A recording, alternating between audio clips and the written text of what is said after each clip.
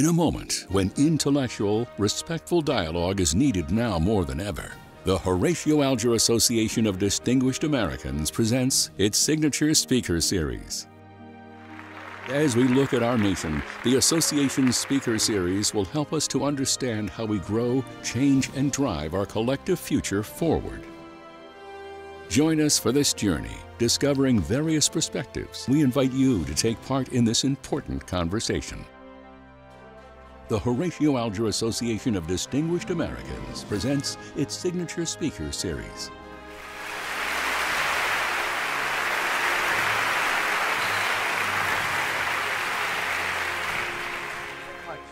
Ambassador Barrett, thank you very much. And Dr. Harris, I thank you. That introduction was better than any eulogy anybody could ever give me. Thank you so much. It's amazing. I didn't realize I was anywhere that good at doing what I do, but I thank you very, very much. And good morning, dear friends. I'm privileged this morning to share with you a few observations about challenges and opportunities in higher education. I don't claim to be an expert in the field, but rather someone who has done it and learned a few things. And I hope this morning I can bring some thoughts that all of us can find useful. That subject is, of course, very dear to our hearts, all of us in Horatio Alger, because after all, we're all committed to planting seeds of greatness in the minds, hearts, and souls of our scholars. It isn't about giving money, it's about transforming human beings. It's about preparing these scholars for the world as it is going to be. Now, as you said very well this morning, and I thank you for that, I'm not an academic by trade. I was in business for 30 plus years. I came to this country looking for the American dream, David, and found it. Everywhere I looked, north and south, east and west. If you work hard enough and smart enough, you can make something of your life. And so I was involved in banking and retail and consulting. And then I was going to be the chairman of the board of High Point University, my undergraduate alma mater. And the trustees came to see me, notably Bob Brown, that all of you know, and his ilk, who knocked at my door and persuaded me to leave what I was doing to become president of my undergraduate alma mater. The farthest thing from my mind, education was not something I chose to be in. And so after much prodding and threats, I decided I'll give it 2 years. I said, I'll come in and give it 2 years. Who would have ever guessed that in a few years we hit the Great Recession, the most disrupted economic times the last 90 years of America's history. And then in 2020, we hit COVID. I don't think the school would have survived had we not really taken the steps that we've taken thereafter. And so I said, okay, I'll do it for a couple of years. That was in 2005. This is 2022, and I'm still president. And the question is why? And the answer is simple. I fell in love. I fell in love with the students. I fell in love with the notion that you can be a steward in life, that maybe my experience in business can bring some thoughts, some ideas, some strategies, some tactics that could help these kids who enter the hollowed hallways to learn, but who must exit the hollowed hallways to serve, to make the world a better place. So I think I'm a better man because I chose to do that. And my goodness, our journey has been nothing short of the American dream. We worked hard and smart, and today our school have taken over in a magical way. I would have never, ever guessed. But you know what? God at work. And so I want to share with you some observations that I've learned along the pathway of life in the last 18 years. Higher education is not broke. In spite of everything we hear, the books that I've written, the articles that I've written, the people opining left and right, that higher education has just gone to hell. That it is just made up of a bunch of highly liberal people who just want to change the world. I noticed today we have a speaker who wrote a book called Woke Inc. I'm looking forward to listening to that speaker. The reality of it is, higher education is like a pencil. If you had a pencil with you and it's very sharp at one end, you can write with it easily. That's how higher education should be. Occasionally, some colleges get a little stale, and they need to be retransformed, recreated, recessed to reassess who we are and what we can be. And the irony of a pencil is at the other end, you have a little eraser, and you can erase some of the strategies that didn't work. But in the middle of the pencil is lead, strong lead. And that's how I see higher education. It is strong in its foundation. Historically, it is a profoundly useful tool to changing minds, to educating people, to creating research, and all the rest. Now, for me personally, I'm an immigrant whose life has been filled with adversity. My father died when I was 6 years of age. Amazon Network did a story of my life 2-3 years ago, and they asked me this question: if you could have changed one thing in your life, what would it have been? I know the answer to that question. If I could have changed one thing in my life, I'd have much rather have had a dad who would have read me a book, sang me a song, thrown me a frisbee, taken me to the circus, or just talked with me man to man. But that was not my fate. It's amazing about life, that out of adversity can emerge abundance. This room is filled with stories like that. So that was my mom. My mom was 4th grade educated. She was left with 5 kids, 3 boys, 2 girls. She worked day and night to feed us and clothe us, but more importantly, to plant in our hearts values for life and principles for living. I learned later that these values for life and principles for living are so magnificently applicable in an educational institution. That really, if you profoundly want to educate people, not merely train them. When you train someone, you show them the how. When you educate someone, you teach them the why. The person who knows the how will always have a job, but the person who knows the why will always be their boss. It's about the why in our life. It's about the educational process. After all, the word education comes from a Greek word, eduko, which means to change from within, to transform personhood, to make a person all that he or she can be. And so my mother would say to me things like this: who you spend time with is who you become. The environment in which you choose to live will pretty much determine the person you become. I believed her. I thought of the koi fish. Think about a koi fish. You put a koi fish in a fish ball, and it never grows to more than about 2 inches in size. You take the koi fish out of the fish ball, throw it in a lake somewhere, what happens to the koi fish? It grows to about 1 foot in size. Well, what happens? Well, what happens is the koi fish in the fish ball didn't understand the art of the possible. You put the koi fish in a bigger pond, and all of a sudden, the koi fish grows to about 1 foot in size. That's exactly what we do at Horatio Alger. We take students who have sometimes been entrapped in circumstances, and we open up the doors of opportunity and hope and possibility and say, oh yes, you can. You are enough. When God breathed in your nostrils and gave you life, God intended for you to become extraordinary. So my mother said that. Mariana and I love it, Jim, in Washington, D.C., when we have these lunches with the students, with the scholars, and we sit around the table and we hear their stories, like you shared with us last night, and we're just humbled by young people who are on their way to change the world. And change the world, you're doing it. And so are thousands more who are scholars of Horatio Alger. My mother would say to me, what you choose is what you get. So education, higher education, is about giving choices to people, allowing them to compete in a world that's globally competitive, ever-changing, demanding environment. I can't resist, I gotta tell you this. I have a friend, his name is Jack. You're not gonna believe this. My friend Jack has been married 8 times. Speaking about choices, 8 times.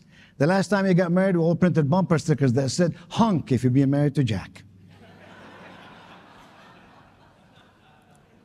Life is about choices. You know what education is about? It's about ridding people of to-do lists and focusing people on to-be lists. Not all the transactional stuff I've got to do every day, but all the possibility of who I can become, the state of becoming, to be. And sometimes to become, we have to stop doing some things. So I like to say to our students that the circumstances in which you find yourself will not determine where you end up. They only define where you start. That's what Horatio Alger shouts from the mountaintop. It doesn't matter where you are today. There are opportunities and possibilities that lie ahead. There are no such thing as unrealistic dreams. only unrealistic timelines. Speaking of choices, it's all about mindset.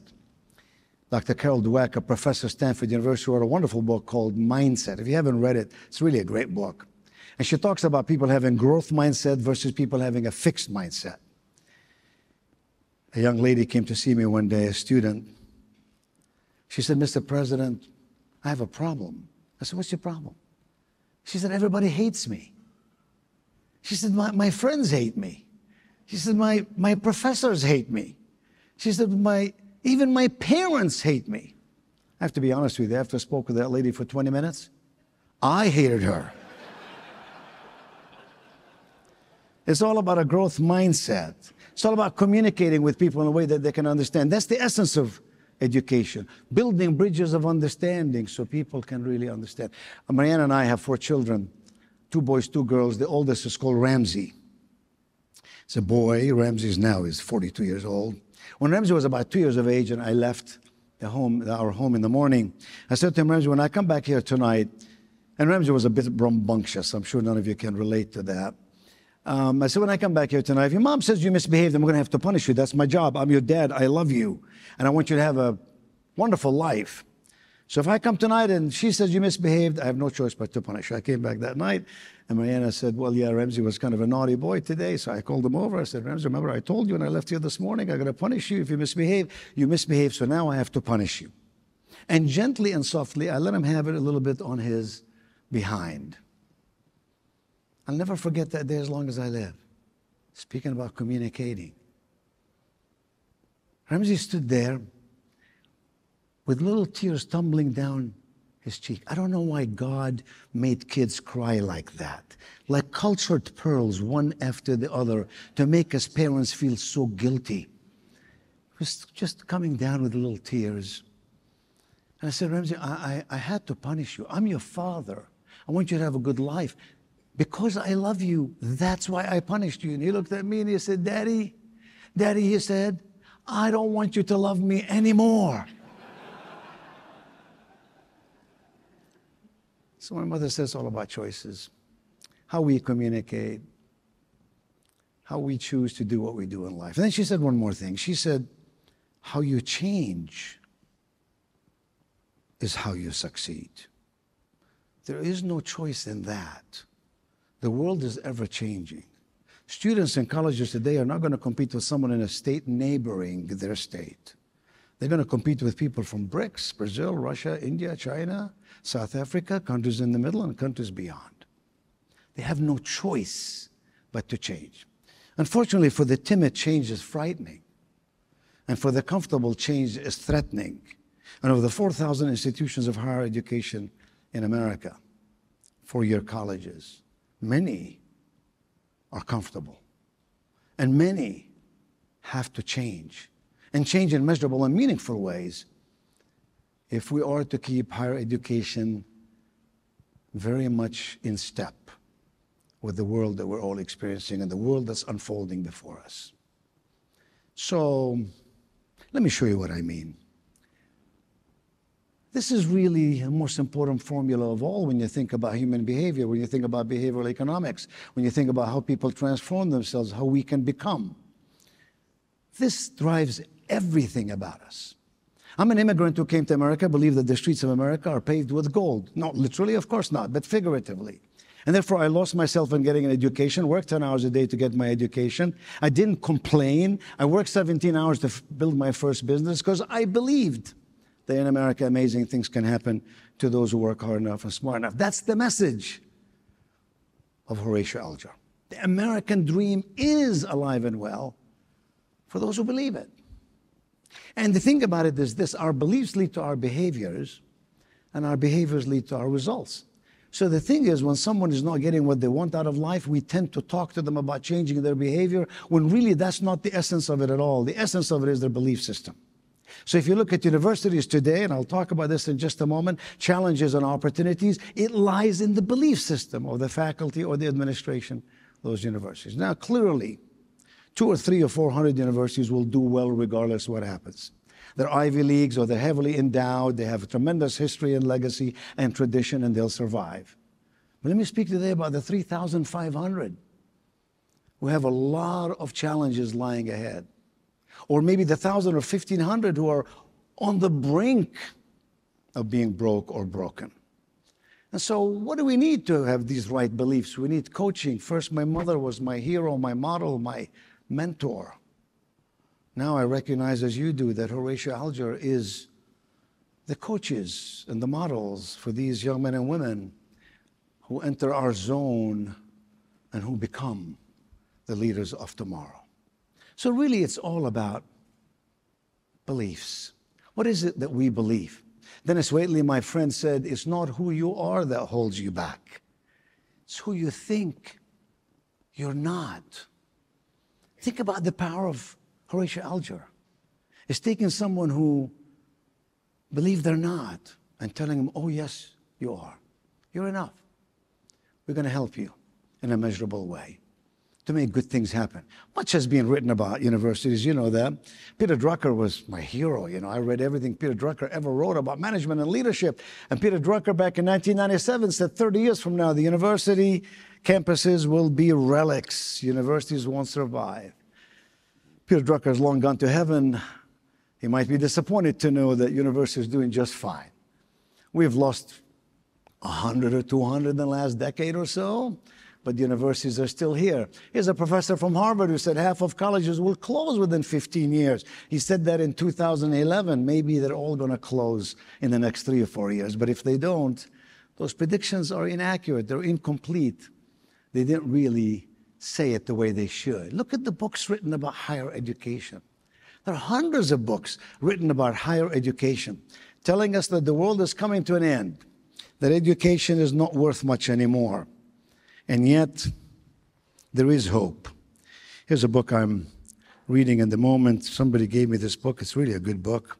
It's called Pivot, P-I-V-O-T.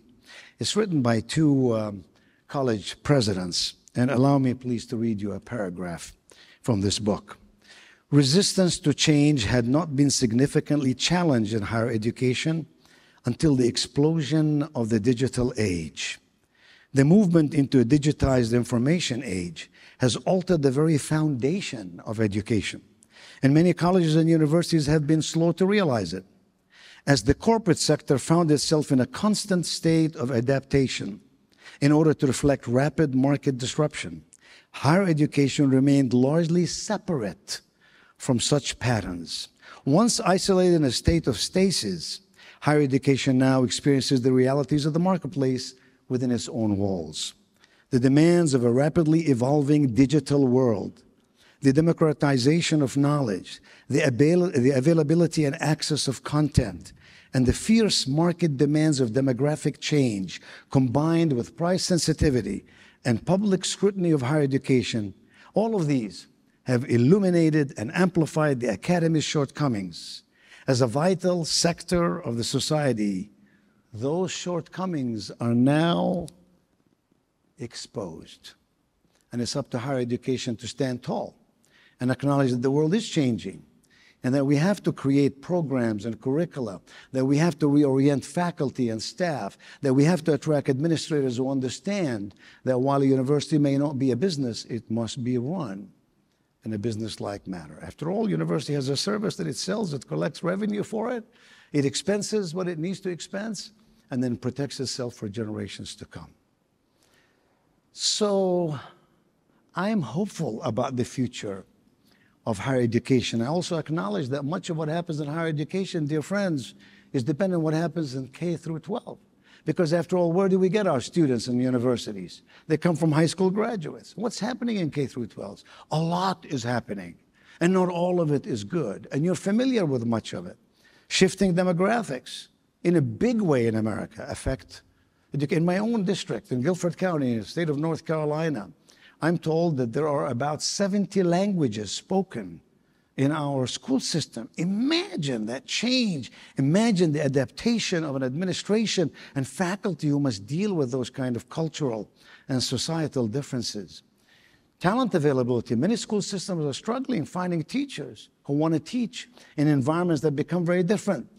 Many have shifted to charter and private schools. Again, in North Carolina, I see a lot of that. These are tremendous challenges that sometimes leave a lot of students behind. Learning anywhere, anytime. Technology has taught us that you can do this on your computer and beyond. Enrollment is down in many school districts. Absenteeism is up. Those are things we should be concerned about. Test scores are down, and regretfully, in many places, violence is up. And when those kids, if they make it through high school, come to colleges and universities, why the environment is different.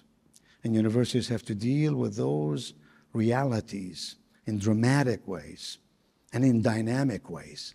And of course, tenure. Believe it or not, lots of school systems have tenure, and tenure is a serious issue for many of them. But when we talk about higher ed, which is what I want to talk about today, which is the field that we're in, although Horatio Alger has acknowledged that it's not enough to just deal with high school students who are seniors, but now, as I understand, we've got juniors coming into the system as well, which I think is very brilliant to bring them in on an earlier record and have them go through that cycle. So let me show you what I'm talking about. Families today, when they send their kid to college, expect all these things, convenience and choice, and mostly return investment. Is college worth it? When a family sends their student to Hype University, they're spending at least $65,000 a year, assuming they don't get any scholarships. That's a lot of money, after-tax money. In 4 years, 5 years, that's almost $300,000-$400,000. They expect return investment. I want my kid to get a job, start a business, do something with their life that's worthwhile. Affordability is a big deal. That's why Horatio Alger enters the field, to say that there are many students who are very capable who need to be helped. Affordability. Let me show you about student debt. This is what's happening in America today. Today, the average cost for college, tuition fees, room and board is up 175% since 1980. This is all colleges, private and public. You can imagine what it is like in just private schools. And in 2021, it's about an average of $26,000. That includes in-state and out-state averaged out. It's remarkable. Enrollment declines, not just the birth rate, but there are lots of people who are choosing other avenues for their education or not any higher education. And so I'll show you what's happened to enrollment. Take a look at this chart. In 1985 to 2010, we're doing just fine. 2010 to 2020, we lost 11% in enrollment in higher education. 11%. There are lots of predictions today that in 2025, as we continue to slide down, we're going to lose another 10 or 11%. Now, the big schools are not going to worry about that at all. But a lot of small schools, you lose 10%. You lost enough revenue. You got to cut enough programs. This is the beginning of the downfall and the demise of those institutions. And those institutions, in many cases, are rural, and they serve populations that need them very, very much. So emerging college alternatives. Amazon said, look, you can get a certificate. We don't need you to get a college degree to work with us. You get a certificate, we'll help you get it. Starbucks went to Arizona State and said, let's do a program for our employees, and on and on. The innovative process is moving. The world is changing fast in higher education. Diversity and inclusion is big. We want our universities to be a microcosm of society. Tenure is huge. And then when things go downhill, you begin to see why higher education today is struggling in many cases, and why Horatio Alger has a huge opportunity. We're working with the students, but I challenge all of us to think how we can work with universities, the leadership they're in, to enlighten them, to help them, to take them to a different level of understanding and cognizance about the future in which we all live. And mental health issues. Did you ever, when you went to college, did you ever think this is a big issue? Today we have to have counseling departments with psychiatrists and psychologists and counselors, because our young people today are not as strong as when you were coming up. It's all about feelings. This made me feel bad. And the world's coming to an end, and suicide rates are up. And it's a frightening thing to think about. So let me just show you some statistics here, just general statistics. 80% of students graduate from high school. 65% of those enroll in college within 1 year. 64% of those graduate from college within 6 years. 4 years is much worse. In 2019, more than 33% of U.S. adults have a bachelor's degree. For Black Americans and Hispanics, the numbers are significantly lower.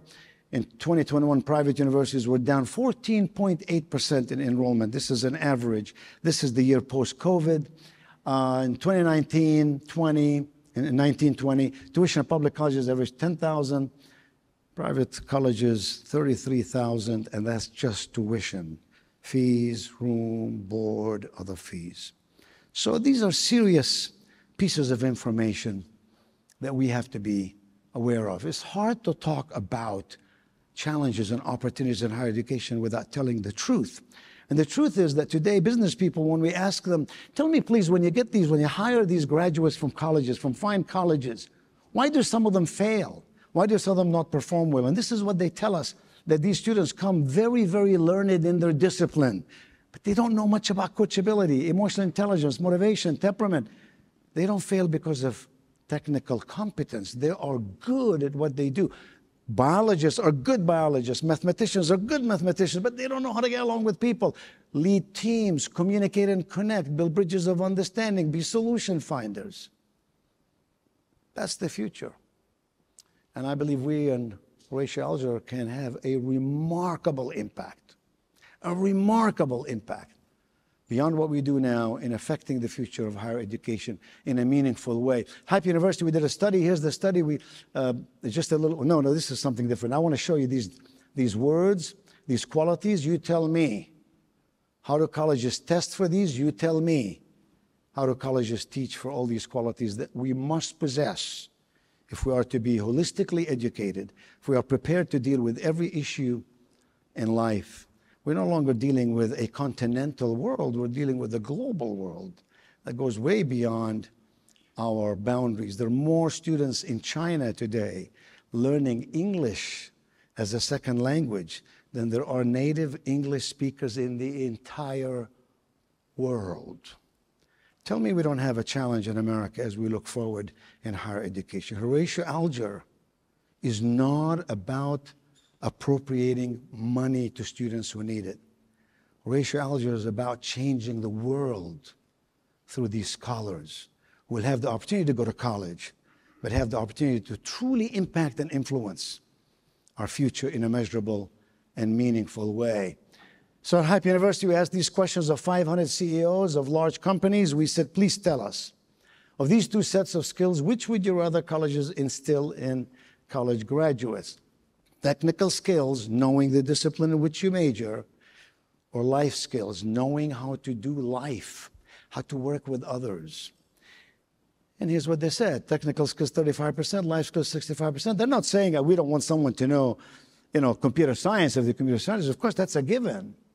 What they're saying is colleges are not doing as good a job as they should. That's one of the biggest challenges about universities today, is that when you graduate, are you ready for life? And if not, I think colleges is missing the point. We asked the question in reverse. Of these two sets of skills, which do you think colleges and universities are best instilling in recent college graduates? Look what they said. Technical skills, they do a great job. Not so with life skills. After all, I say this respectfully. I have 450 faculty members, all PhDs, all have gone to magnificent schools. Now, I need them because they're experts in the field, because they create college in the field. But I have to support that with in-residence programs, people who've run businesses, people who've met payrolls, people who've been there, to enable our students to learn the realities, the foundational realities about having a life filled with success and a life framed with significance. So it's not about creativity, it's about innovation. Creativity is about doing things differently, that's lovely. Innovation is about doing things better. Education must rise to that level of saying we've got to make sure people do things better, because that's the only way they're going to be transformed. So life is about transformation. What is transformation? Growing to achieve our extraordinary potential. Every scholar at Horatio Alger is fortunate and grateful because you help them uncover and discover their fullest potential. I don't want us thinking just about the fact that we give scholarships. We give tons of scholarships.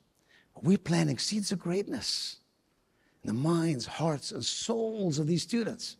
It's why I left successful businesses to become a university president at age 56. I've never regretted a day of it. I see the impact and influence we can bring to young people's lives. It's meaningful. It's spectacular. Horatio Alger, golly, you want to talk about impact? Just let the numbers do the walking. I mean, look at these numbers. 37,000 scholars and alumni, $262 million invested. But here is the real clicker. Look at that graduation rate. Horatio Alger scholars graduate at a 71% graduate. It may not sound like a lot to you if you compare them to a Harvard graduate. This is an average. But just keep in mind that this number compared to 16% low-income students graduate in America at a 16% level. Look what Horatio Alger is doing, beating that by 4 or 5 times. That's a remarkable achievement. We don't play up as much. Terry and Steph, well, we ought to play it up, because I can tell you that's a very difficult thing to do with large numbers. This year alone, 1,800 new scholars. Look at the numbers, $18 million. It's unbelievable. 2022, look at this profile, $25,000. The average profile of a Horatio Alger scholar family is $25,000. There's no way on earth you can uncover and discover ample opportunities unless somebody helps you, unless somebody holds your hand and marches you forward with them to find success and significance in life. But what gets me about this number is this one. 3.89, unweighted, unbelievable number. And 55% of our students come from first generation. Be proud of these numbers. These are remarkable numbers. Every school is working hard to get there. In 1984, we just gave 7 scholarships worth $35,000. Look what happened to the numbers. Do you know what hits me about this slide? This one. 1,100 colleges and universities have been touched by the Horatio Alger baton. Remarkable. Opportunities and challenges in higher education need all of us every day to make good things happen. And this association is doing it. But this is the power of Horatio Alger. This is what higher education needs more and more of to succeed in an ever-changing future. Look what this association provides for these scholars. Money is only one piece of it. We're not just helping them out. We're helping them up. We're lifting them up. That's the future. A kid like me who went to college, an anonymous doctor in Goldsboro, North Carolina, picked up the tab for the difference in what I could pay and what I owed the school. And I never knew it till I graduated. And the president said, someone anonymous just picked up the tab. It's amazing. I bet every one of you has a story that can inspire our hearts in a wonderful way. So this is our power. You know, I like what Albert Einstein said. He said, don't be a person of success. Be a person of value.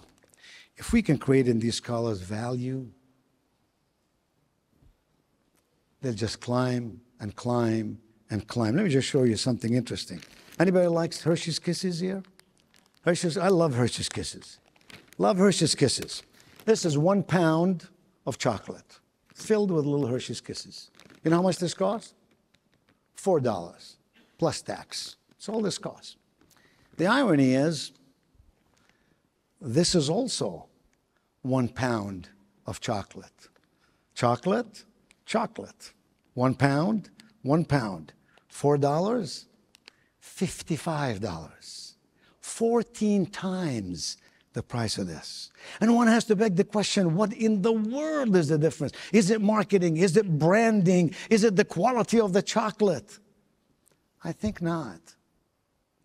I think it's very simple, really. People buy Hershey's to eat. People buy Godiva to give. Hence, the value of Godiva is enhanced measurably. It serves a different purpose. You don't believe me? When was the last time you saw anybody pay $55 for a box of Godiva and ate it on the way home? It has to be one lonely, pitiful, helpless human being turned down by both Match.com and eHarmony.com to do something that stupid. But this baby here, you put it next to you in the car, you eat this on the way home, you keep eating it till diarrhea kicks in. That's a fact. So what is it that Horatio Alger does? It's like the koi fish. Hershey's are delicious. They're good. There's a big market share. Godivas are delicious. They have a big market share. I'm not suggesting one is better than the other. I'm suggesting the usefulness of one is very different than the other. And therefore, the value of the more useful one is significantly better than the usefulness of the other. That's our work at Horatio Alger. We can talk about challenges in higher education till we're blue in the face. We will not solve them all in this session or in a 3-day symposium. But what we ought to be focused on, what I am focused on, is every individual, every student, every creature that God breathed in their nostrils and gave them life and created them in His own image. And say, how can we help this one and this one and this one, knowing that if just 10% of them go on to do amazing things, the world will change. And some of them will become professors and presidents, and in their own way, as I've attempted to do, can reculture an organization and recreate for it a symbolic mission and values that are applicable for a changing world. That's what we do. Oh, I wish we had several hours to chit-chat about it and answer questions. But I'll tell you this, I love the guy called Josh Groban. You might know Josh Groban. Wonderful guy. I had him speak at our graduation. Every year at convocation, we play his song for the moms and dads who leave their kids on our campus. This is the words of the song. When I am down, and oh, my soul so weary, when troubles come, and my heart burdened be, then I am still and wait here in the silence until you come and sit a while with me. You raise me up so I can stand on mountains. You raise me up to walk on stormy seas. I am strong when I'm on your shoulders. You raise me up to more than I can be. Doubt not, my friends, higher education must transform itself. Don't underestimate the power and the influence that this association cumulatively and individually can bring forth to make that happen. Never underestimate the power of lighting one candle in the life of one student. The opportunities for higher education are going to multiply when we all acknowledge, when higher education acknowledge. It isn't about the past. Our yesterdays are our yesterdays. It's about our tomorrows, what we can do together to make the world a better place. I am proud to be a member of the Horatio Alger Association of Distinguished Americans. But I'm doubly grateful that what pulls us together is a mission to ensure that the future of this country, future of Canada, future of the world lies in the success and significance of our scholars. Small ways in big ways. We place them in this lake and they become bigger and greater and more influential. Thank you for what you do. Thank you for who you are. And God bless you.